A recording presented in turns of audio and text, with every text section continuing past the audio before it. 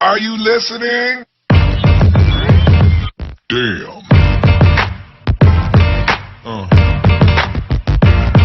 Yeah. Yeah. Another episode of Trash Talk. I am Damian Hill. With me, as always, is TJ O'Connor. And tonight we are joined with Steven Asplund. I mean, thanks for being on the show with us. You know, it's great to have you. It's been a while since we've even done an interview. But yeah, let's kind of just jump right into it. You just came off of a very impressive title defense. You know, you finished him with the submission guillotine in the second or third round. I can't. Third round, and then and that was your first title defense. How are you feeling about that performance? And when you look back on it, have you seen the video yet? Even. Oh man, yeah. I'm a little bit. I'm not gonna lie. After being a fat kid, I'm kind of a diva now. Yeah. So I think the night of the fight, I bought the pay-per-view because I was like, fuck it, I ain't gonna wait.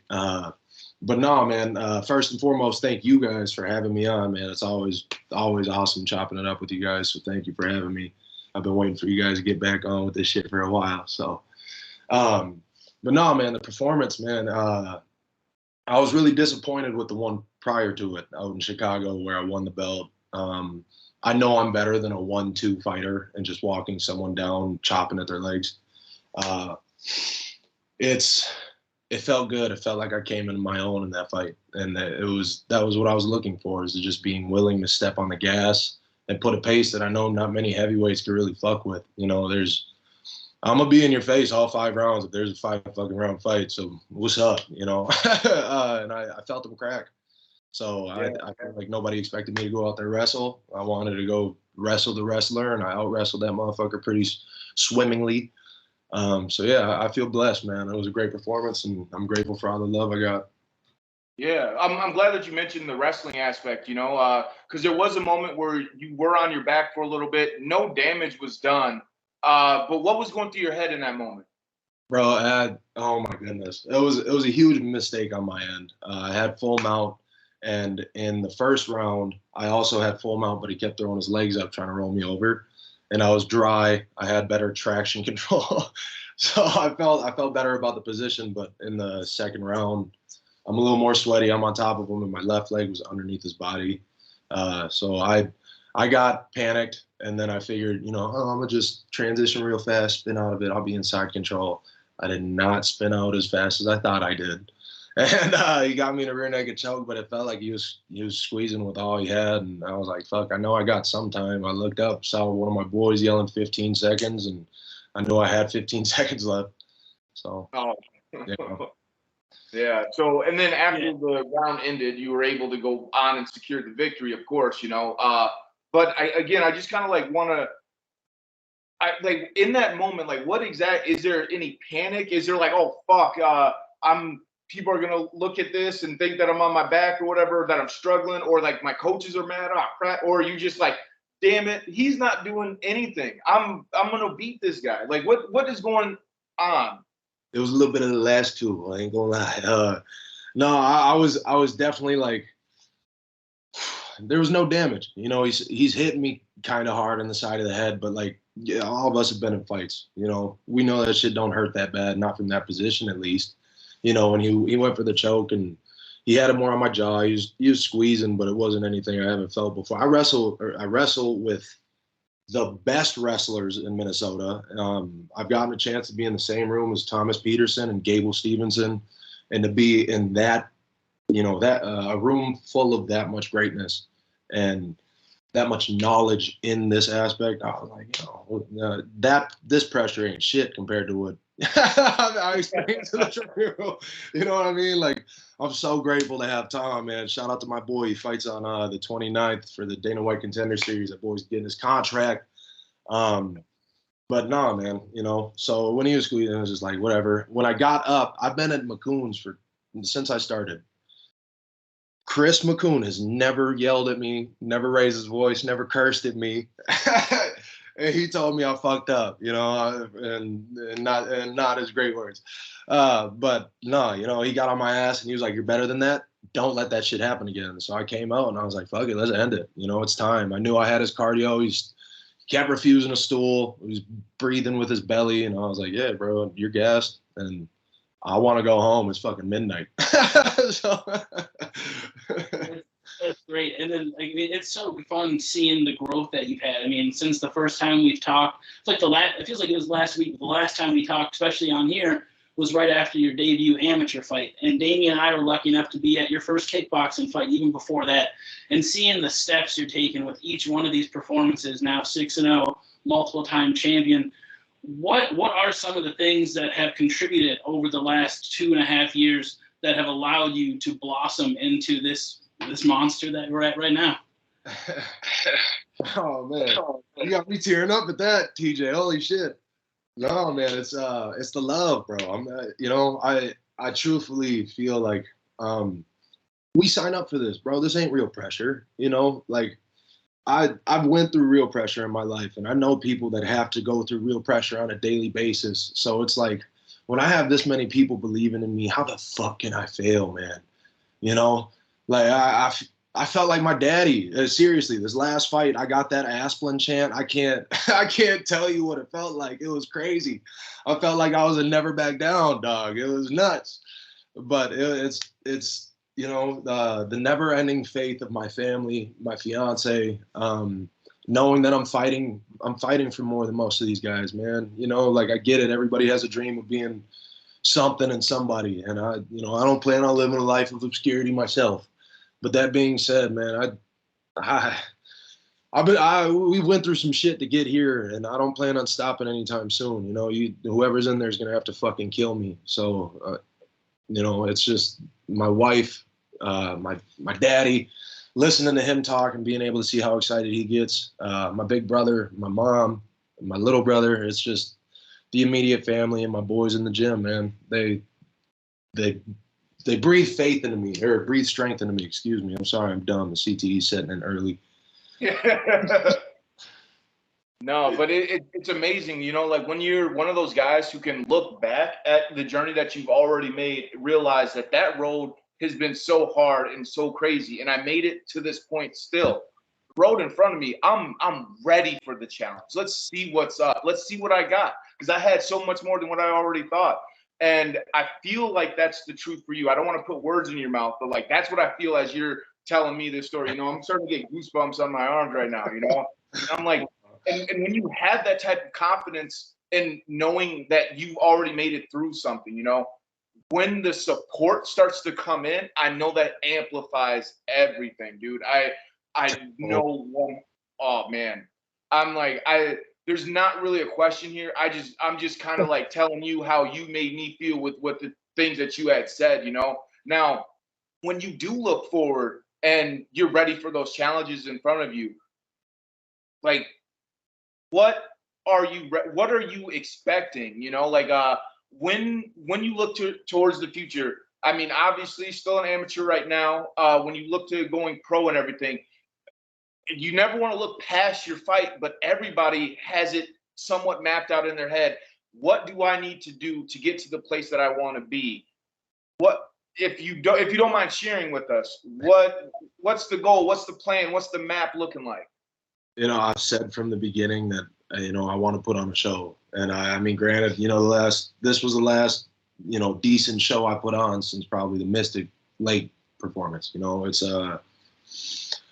was just that moment, I really do feel like that confidence piece, so all I'm looking to do is put on a show. I want people to be entertained, and truthfully, I believe I can keep winning, and I can keep putting on entertaining fights while dismantling big boys ahead of me.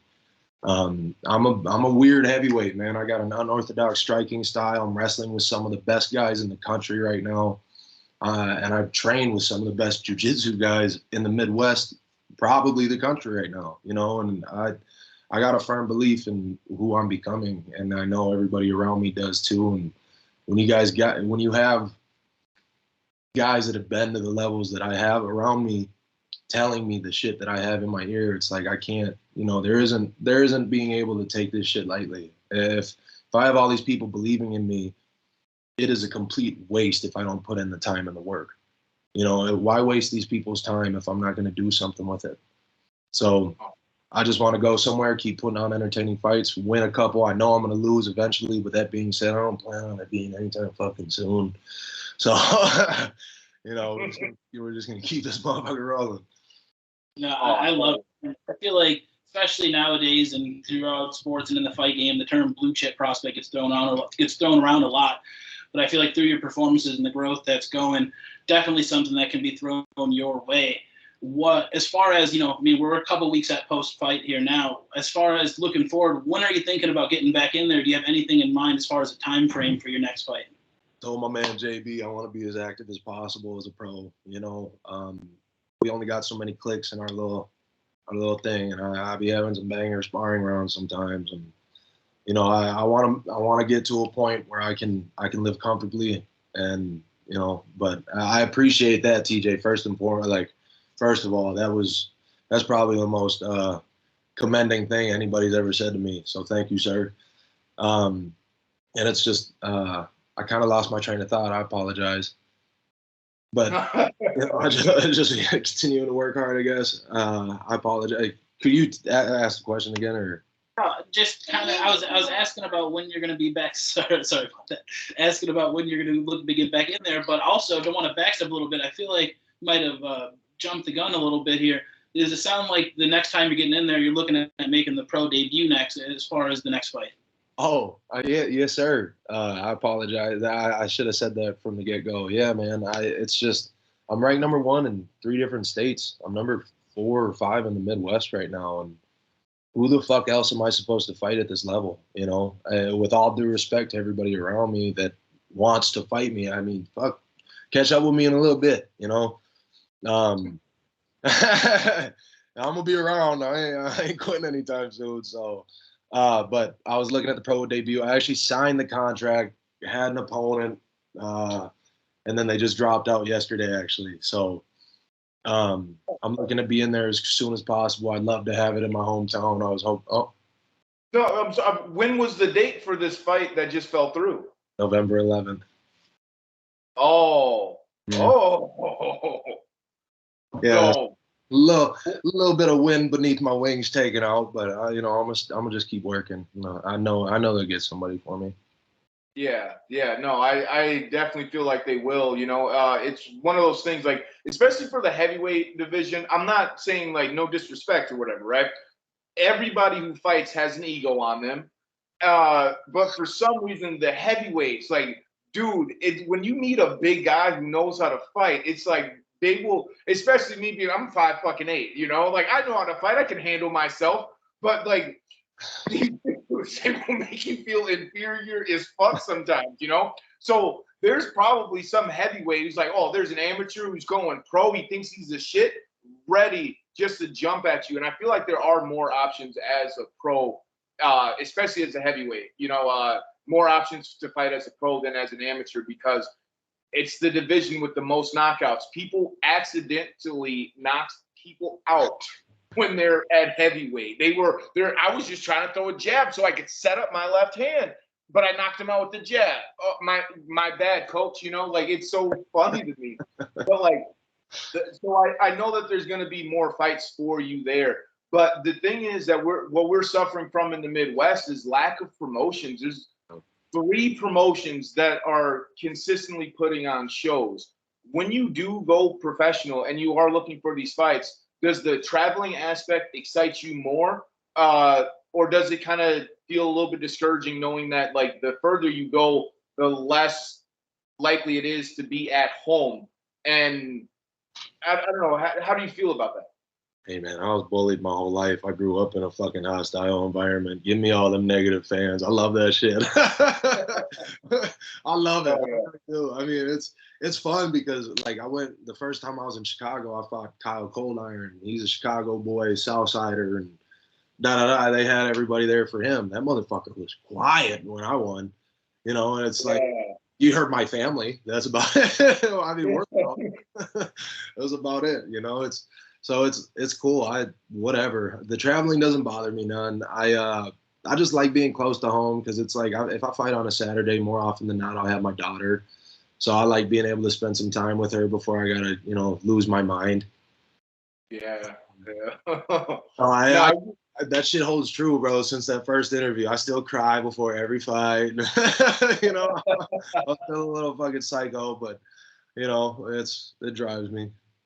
Dude, you got to go to a different place mentally sometimes, you know? Like I've been trying to explain to my girl, because I've been doing a lot of self-reflection in myself, you know, like there was a time when I was an undefeated killer who was knocking out everybody. And I'm like, I haven't knocked out anybody in over 10 years now.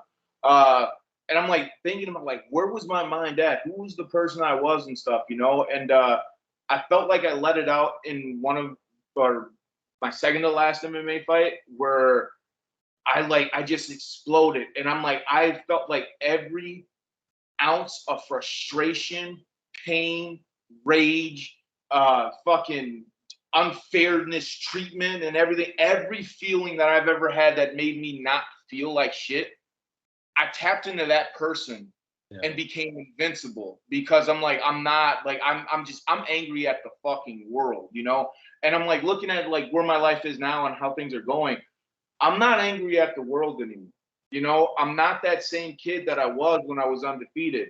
But getting to that point and putting myself in that mind frame is something that needs to happen for me to be victorious, or me to go on another win streak, you know? And it's like getting to that point and understanding it. It seems like you understand it before it ever becomes a problem, knowing that, yeah, I got to turn into a monster. I'm with my little girl right now, but later on, I'm going to have to turn into a monster. And then also being able to go back to being the father, you know? I mean, it's admirable and it's respectful. And it's like one of those things that I'm glad that you have under control right now as an amateur, about to be pro.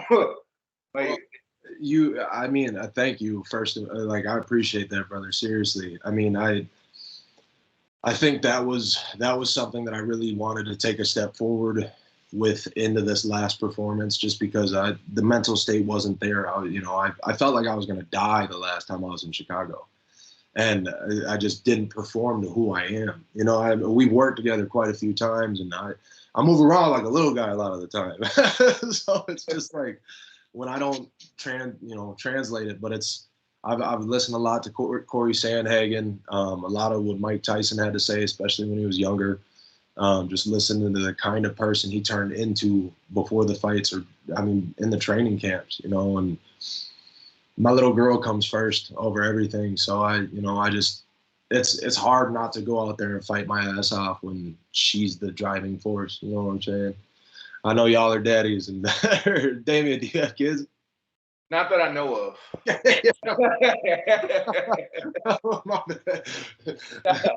No, but it's not the same. I don't have kids, but I have nieces and nephews who I love. Like, dude, I swear to God, if anything ever happens to them, and every time I see them acting bad, it's like, dude, no, I'm the role model. I have to set a good example. It's funny because I'm a piece of shit, but I think about that all the time.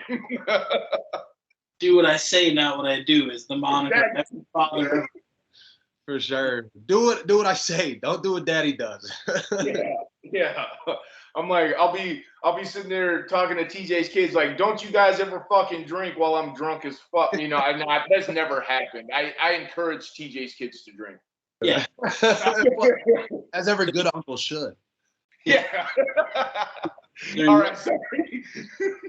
They're young Irish boys. You think that's not their first beer, you're crazy.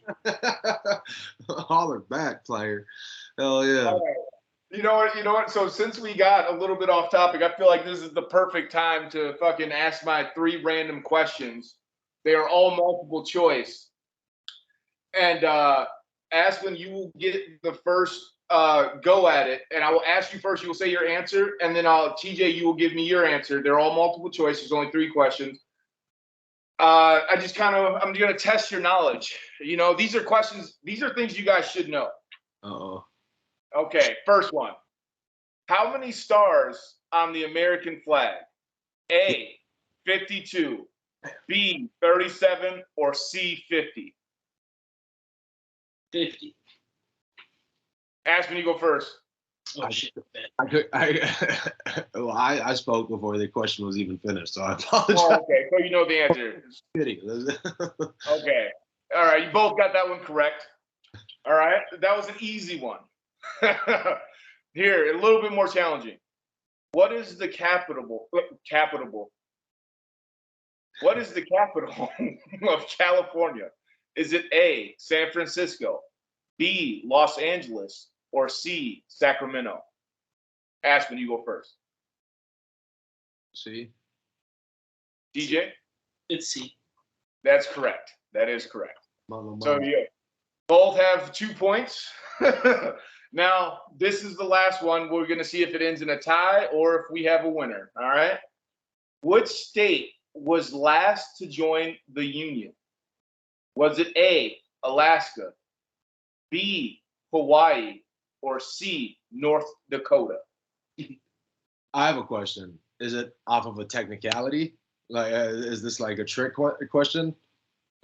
No, I don't believe it's a trick question. Okay, I just know Alaska. Wasn't Alaska the last state too? So, It's Hawaii. oops. Yeah. Fuck. All right, yeah, I didn't. CJ, you did win. Alaska was purchased, it was purchased from Russia, but it was not the last state. Yeah, Hawaii. Son of the gun. Shout out to Maui. Bro, hey, but honestly, one of the funniest things is that even while I was like making these questions, besides the first one, I thought that the next 2 questions were like all of the answers sound right, except for North Dakota, obviously. I ain't done multiple choice in so long. Hey, I played I had to do geography twice, so it's all good. Right? I'll take it. No, it's like I have to make a multiple choice though, because if I ask you a question and then like everyone's just always like, I don't know, like that's gonna be the answer. Yeah, especially with fighters, man. Holy shit. Oh, dude, that's one of the things that baffles me so much. You know, like there's dudes that I like find that are very intelligent when it comes to fighting and putting together the skills and everything and stuff, but just dumb as a box of rocks, right? Just dumb. But then there's other people who are like either equally as good or equally as bad, and they're fucking geniuses, you know? And it's like, what is the correlation between the people that know how to figure out martial arts but don't know how to communicate properly with people versus the people that mastered the same martial art and communicate properly with people? And then there's a whole in between section too. Oh my God, fighters are anyone can have the fight in them. Not everyone is a fighter, and just because you grew up in like either like a good environment or a bad environment doesn't mean you still don't or have the urge more to fight or whatever. There's some people that grew up in horrible situations that will never be fighters. And there's people who are fucking parents who are millionaires and for some reason they decided that they want to box. I don't know. Like fighters are so random, dude. It's the dumbest fucking thing. Like There's no direct path to be a fighter. yeah. Like, I mean, I feel like most fighters come from bad circumstances, you know, but just because they came from bad circumstances, you hear these stories and stuff. It's like, that guy's not undefeated though. Right. He doesn't beat everybody. And then you hear a story about a guy who's like grew up rich and privileged and is destroying people. Never really wasn't even bullied. Like you have people like I believe everybody's bullied in certain ways and everything, right? Like I have a bully at work. You know, I'm like, I have bullies all the time. It's like they'll look at me like, you're a professional fighter. How do you have bullies or whatever? Like, because this motherfucker's passive aggressive as fuck. It's difficult to deal with. Yeah, deal with it. Passively aggressively bullying me. Fucking like the fact is like he's trying to make me feel inferior. You guys, come on. I know I'm not inferior, but the fact that he's trying to make me feel that way is bullying. Help me out. I got 2 bullies that are under 5. Like he's juice, and I'm like, I didn't want to get you. Like, give me, like, oh damn, I'll get you some juice. Chill, Jesus. Right. Now we're in like the even more random stuff or whatever. I'm sorry, but like I've been writing down and like figuring. I have like 3 pages back to back of all multiple choice questions. Like I find out a fact and I'll write a question and then write the answer and then think of 2 other answers that are similar that could be right. Bro, that's fun. I don't know why I've been doing it, but now I'm like, fuck, now we're doing an interview. I'm gonna break out 3 questions. You get old, motherfucker. You better keep that brain active. Right, dude. As soon as it brings the muscle, dude. As soon as you stop working it out, it becomes weaker, just like everything else. So, and I got smooth brain like a motherfucker, man. I don't know. What's that? I got smooth brain like a motherfucker. I know, man. What's smooth brain? If you have a smoother brain, it's considered like it's basically related to less intelligence, more blows to the head and stuff like that. Just your Neanderthals, previous variations of the humanoid or whatever. Shut up! You're way better than that. I'm just not articulating it in the right way.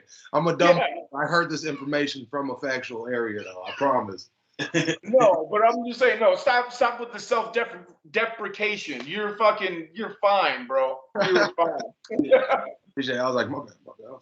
Laughing at that, I'm laughing because it's funny because it usually made me think of fucking. I had a stutter when I was a kid, dude. It was really bad too. You actually? For like a year and a half, I was in speech classes and stuff. Right, they're trying to correct my stutter, and it only got worse pretty much. Fucking, my mom started smacking me upside the back of my head every time I would stutter, and she'd make me start over.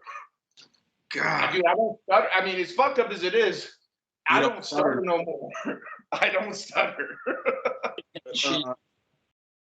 Very. Fuck. Never mind. I take it.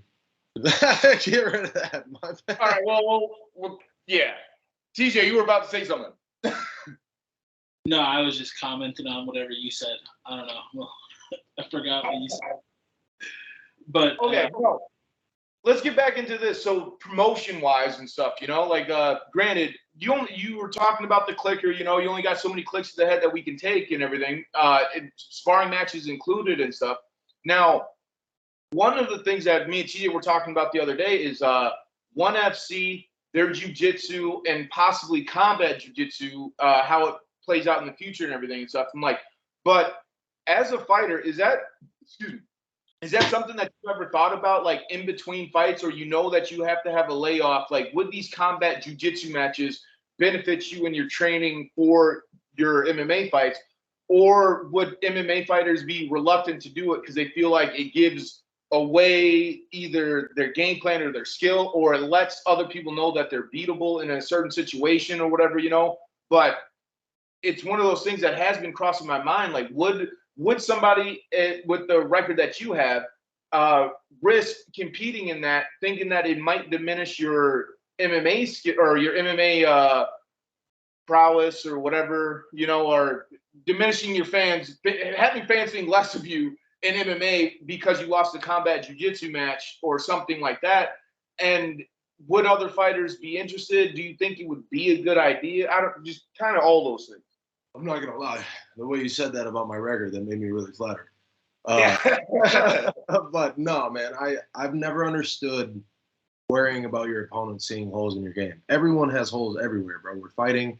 The best part about this shit is it's not the NBA, it's not the NFL, it's not the NHL. There is no Hail Mary that's going to give you 40 points at the end of the game to help you catch up. You know what I'm saying? But in fights, there's always just one. Yeah, it doesn't matter what weight class. Sometimes it is just one.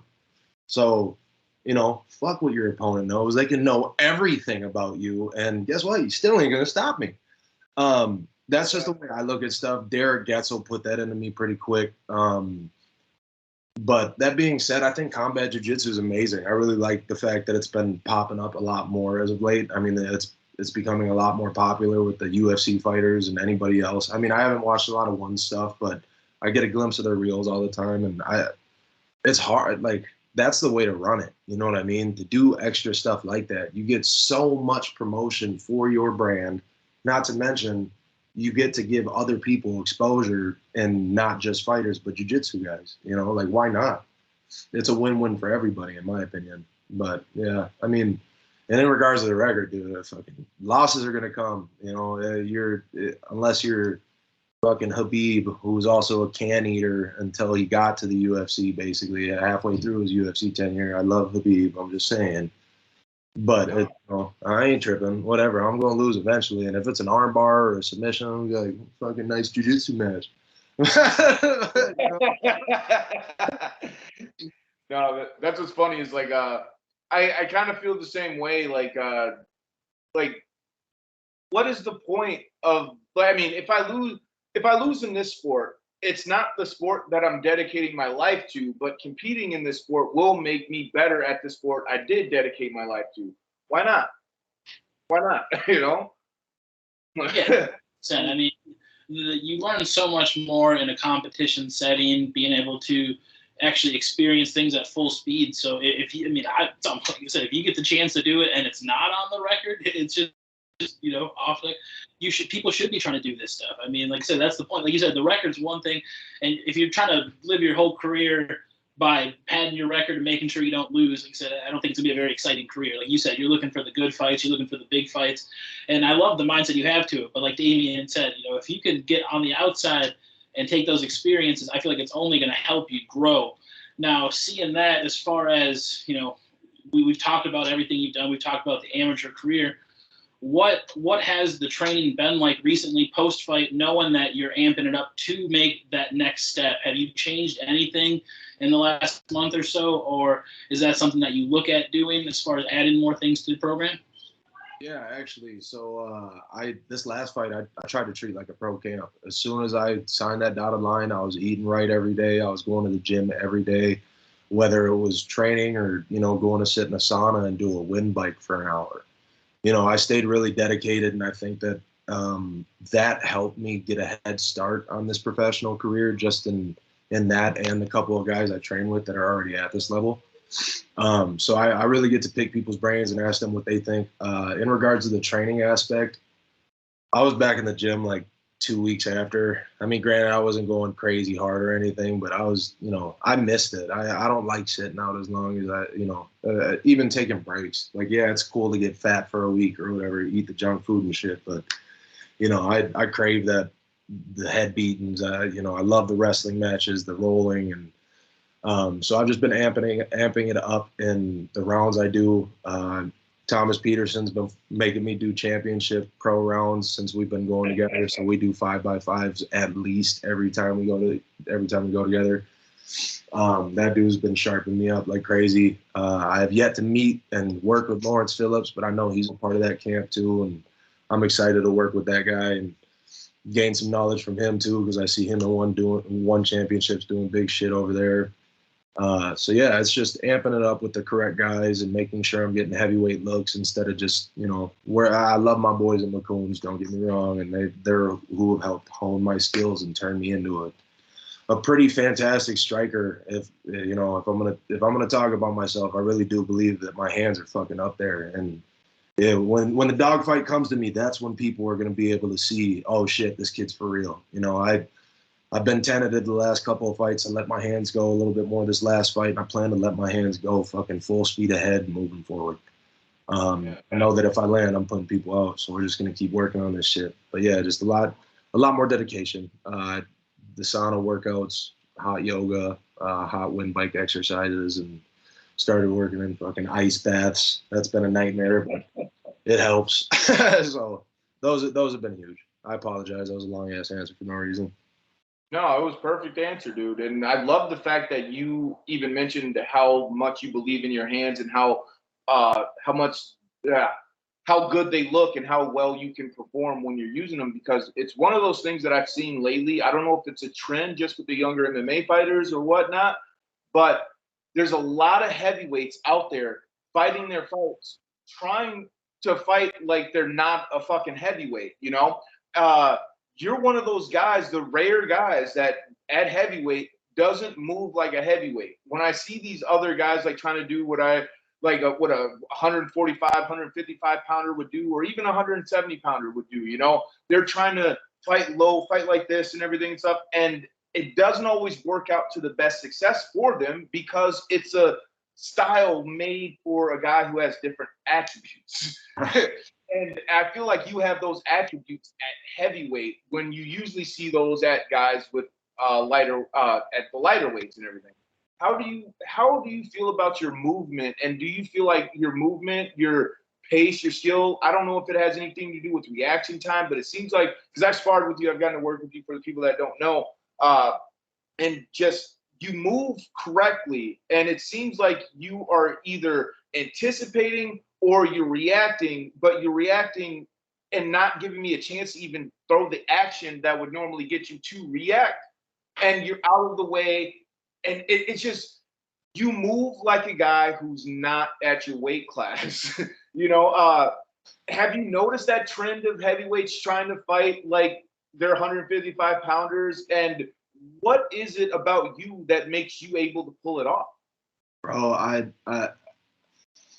oh man, thank you so much for the compliment. It means a lot, especially coming from you, like on front. It's it's a superpower, bro.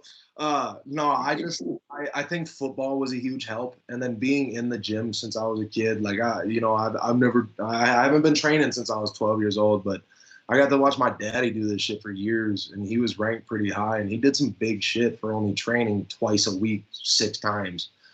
Like so I think the football and intention. I don't read people's eyes when I fight. I'm looking at your body, bro. I'm not tripping. If you can try to fake me out, I'm gonna see it's fake. I don't know.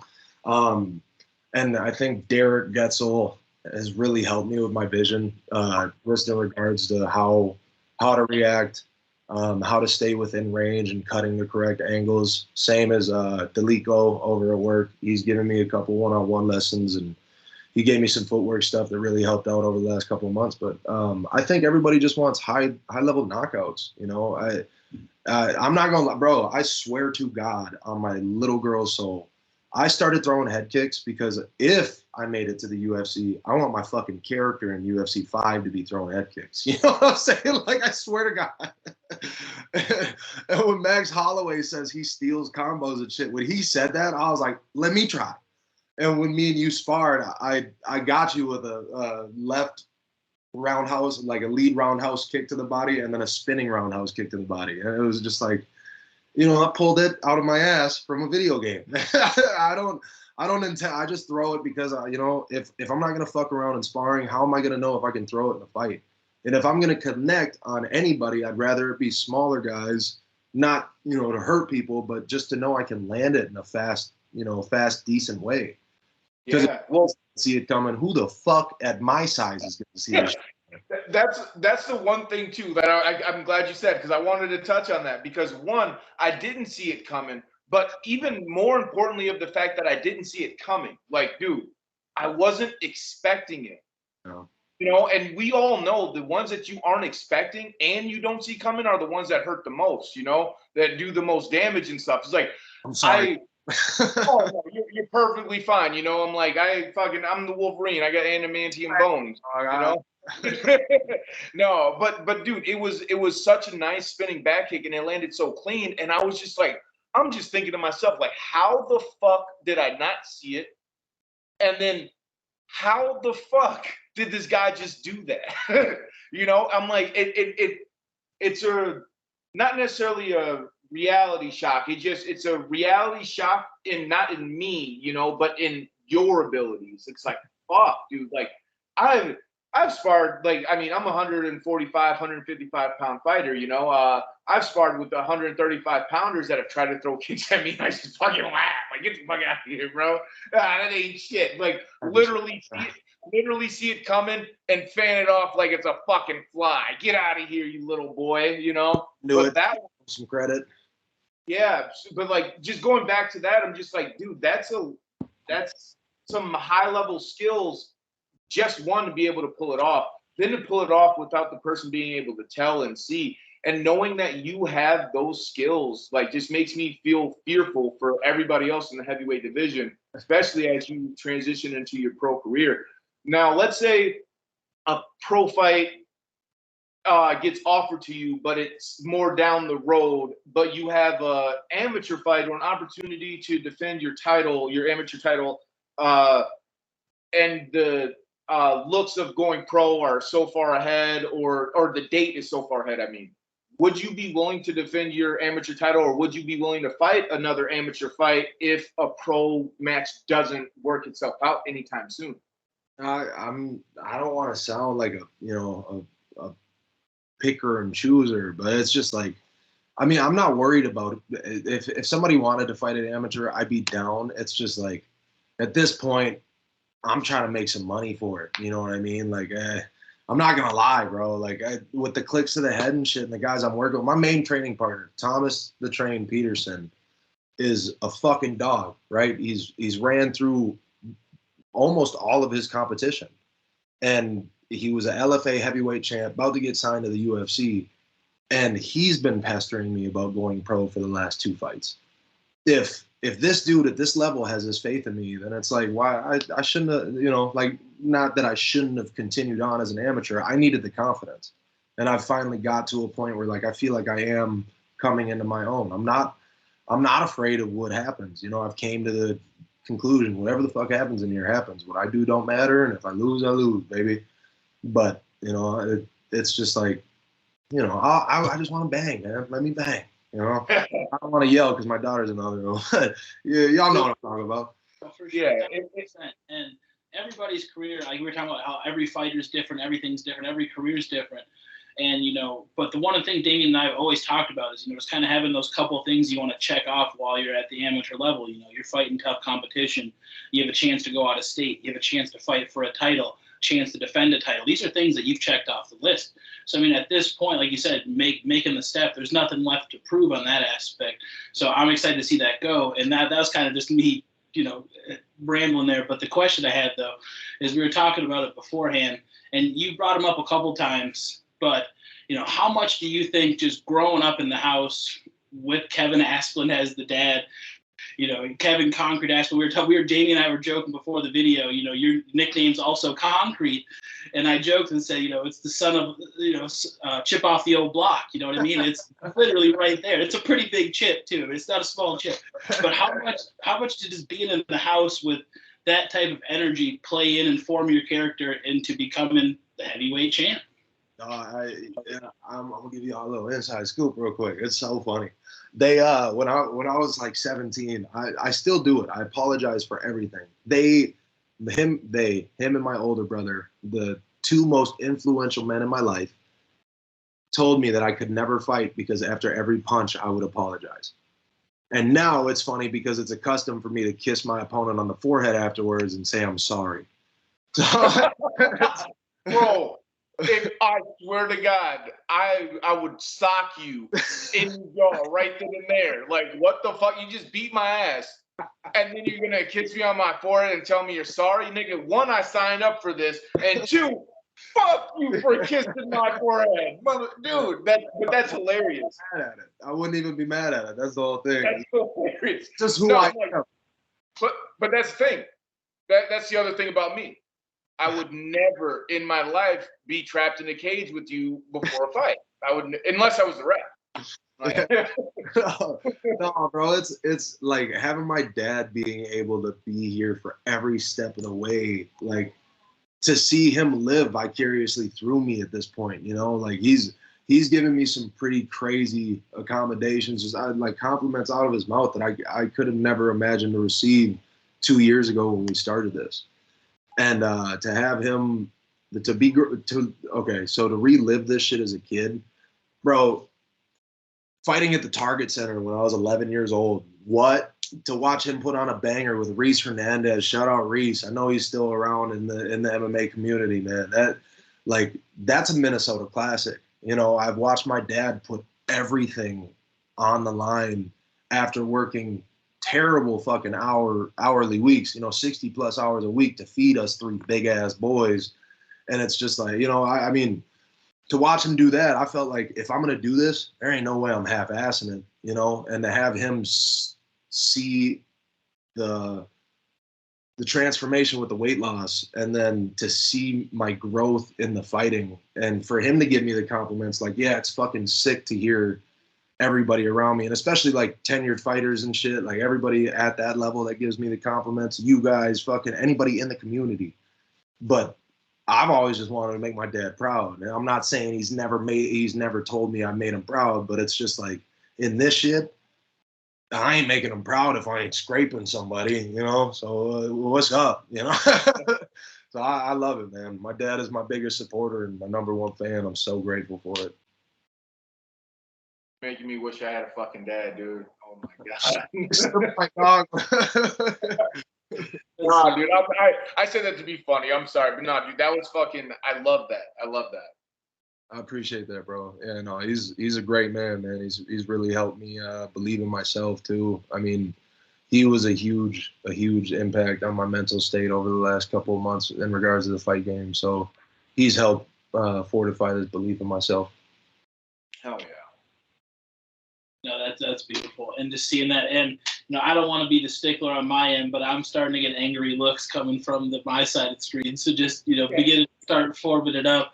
Like I said, it's been a blast catching up with you. Be sure, please reach back out to us when you do get that fight announced. Let us know. We want to hit you back on a million times probably before that. Just shoot the shit a bit. But before we just, like I said, a lot of catching up to do from the first fight through 6 of them. Who do you want to thank for being there so far? The platform's yours, teammates, family, sponsors, anything you got. I appreciate you, brother. I'm going to shout out my sponsors first. My uncle Matt Croning, the painter guy. He's one of the best painters in Minnesota, or in the Midwest, let alone Minnesota, probably the best. My guy, Ashkan Moravari, State Farm real estate agent. I appreciate you for your support and continued rounds, brother. Thank you. Heinz Heating and Air, the best HVAC people you can mess with, man. They're very quick, very efficient, kind, hardworking people, and they'll get that job done. Pat Baxter's Masonry and Construction. It's like another uncle of mine, had me working since I was 12. Some of the best paver work, retaining wall work, concrete work. I mean, we've worked hand in hand with these guys since my dad started his company. So they're pretty great. And then my father's company, Asplund and Sons Construction, supporting me and my big-ass family anytime you hire us, so thank you. And then McKinley Restoration out of Chicago, amazing insurance spot that helps renovate, helps repair your home at any time of need. So holler at them for all of your household needs. Thank you to my family. Thank you to my amazing wife for supporting me in this crazy journey. My beautiful daughter, Aubrey Rose. My mama, my daddy, my brothers, thank you guys. My boy Thomas, the Choo Choo Train Peterson. If you ain't watching the Contender Series next Tuesday, you were fucking up. One of the next heavyweight champs, I'm telling you. And then my boys Aaron Skipataris on that November 11th card. My boy Dylan Smarillo, he's fighting at LFA in September. Justin Solinsky, October, Ignite. Scott Zeller, Derek Gessel, everybody at McCoots, thank you. I'm so sorry for this long-ass list. I love you guys. Thank you so much for having me on, bro. It means the world to be able to chop it up with y'all, seriously, especially being able to have known you guys for so long, and y'all have known me since the beginning of this shit, so thank you. Oh, dude, like I say all the time, we are nothing without the fighters. We are nothing without the fans of the show. Dude, we are on your time. We thank you for taking out time in your day to spend with us, away from your family, away from training and everything. So we are most appreciative, my man. And again, that was in no way too long of a shout out at all, because the people that we have supporting us, and we talked about it in the show, dude, it means the world. So I love that you have so much support behind you. I appreciate y'all, man. Seriously, thank you so much for the opportunity, and thank y'all for the love and support, for real. Thank you. Yeah. TJ, will you send us out? No, thank you. And like Damian said, 1,000%, we're nothing without you guys. So again, this has been Trash Talk with Damian and TJ. And somehow I think it just said the connection was lost. I don't know if you guys see me, but we out.